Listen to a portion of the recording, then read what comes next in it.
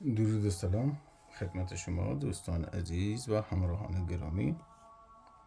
امیدوارم که خوب و صحتمند و سر حال باشید.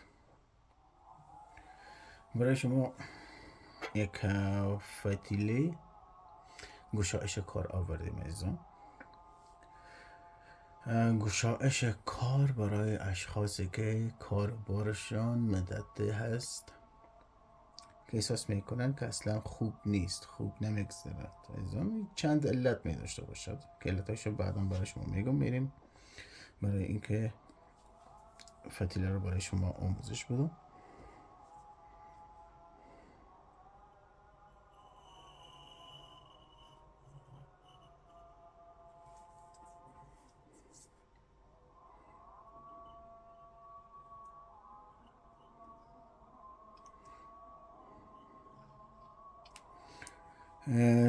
سه نوشتیم برای شما که یکیش در خط نرسیده، دیگرش در خط رسیده، دیگرش پایین تر از خط هست و همین شکل نوشته می شود عزیزان.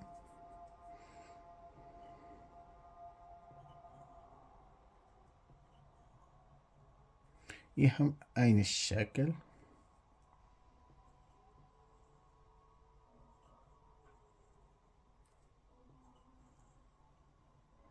اینش هم عین شکل عزیزان.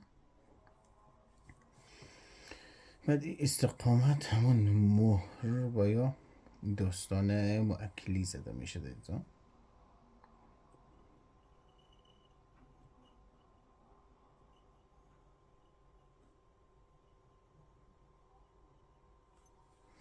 خب خط اولش آماده شد.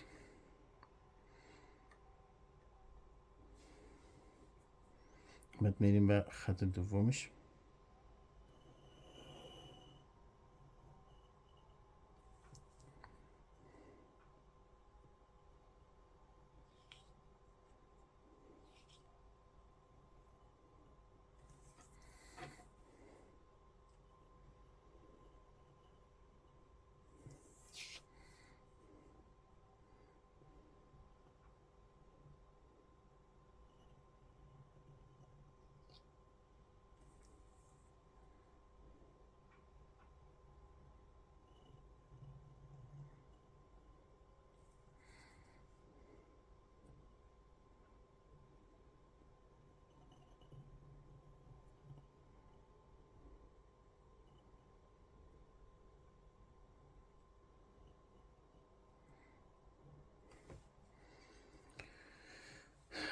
این عزیزان به این شکل حلقه‌ای هست، چون قلم رنگی قلم بگذره مشکلات های خودش ندارد. شاید بعضی دوستان بگوید که قلم خودکار بگیرید و اینکه بعضی قلمات دیگره، اما اثرات این قلم 50% بالاتر از آن قلم های هست. من عموما همیشه با این قلم ها استفاده میکنم عزیزان.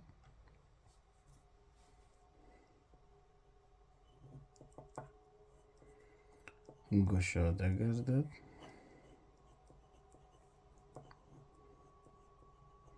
کاروبار کذا بن کذا یا بند. خب حالا طلسم برای شما گفته شده عزیزان. حالا میریم که چی باعث میشه برای اشخاصی که کاروبارشون بند میشه عزیزان. این همین قدره بدون بخورات، بدون هیچ نوع موارد، بدون اصراف تحسینه، بدون اینکه بفهمید کدام روز، کدام زمان، کدام ساعت، هیچ چیز ندارد. فقط هر لحظه احساس کردید همون لحظه قلم برداشته می شد عزیزان. ولی روحانیت در وجودتان داشته باشد، چی روحانیت سفلی باشد، چی روحانیت رحمانی باشد، چی روحانیت علوی باشد، در وجودتان داشته باشید عزیزان. خب انسان در قدم اول چشم زده می شود که کاروبار بسته می شود. در قدم دوم سحر زده می شود که کاروبار بسته می شود. در قدم سوم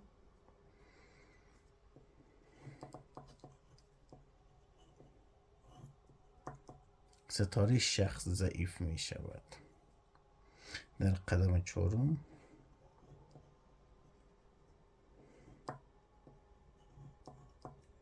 ماه ناساز. بعضی ماهایی داریم که برای انسان ها سازش ندارد عزیزان.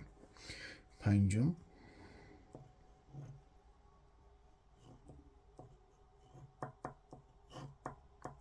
حالت جنابت. حالت جنابت بر اشخاص خیلی لور دارد.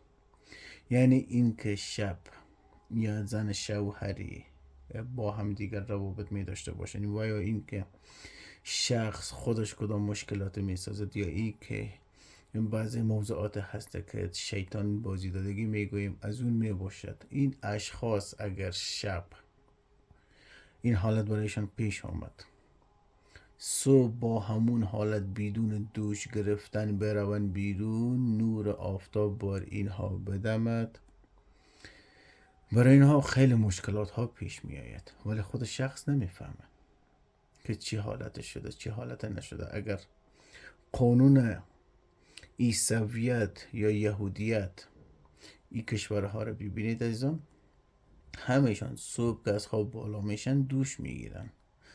حدودا 70-80% مسلمان ها هم همین شکل هستن، ولی ایده هستن که یا به نسبت فقر یا به نسبت کثافت یا به نسبت تنبلی یعنی دوش خودشون نمیگیرن.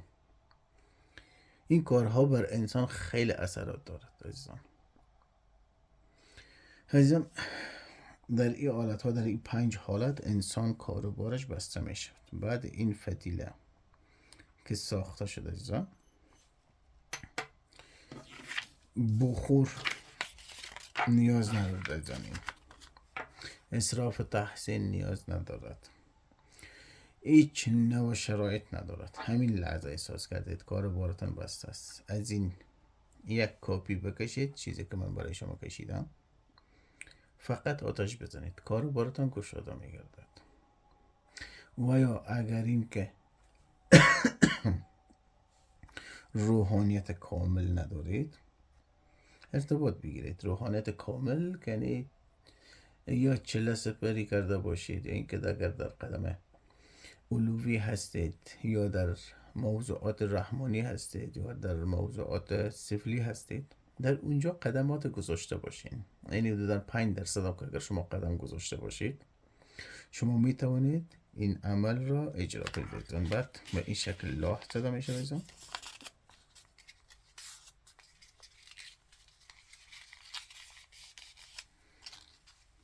از این سمت که برای شما گفتم، فقط آتش بزنید و بمانید تا آخر بسوزه.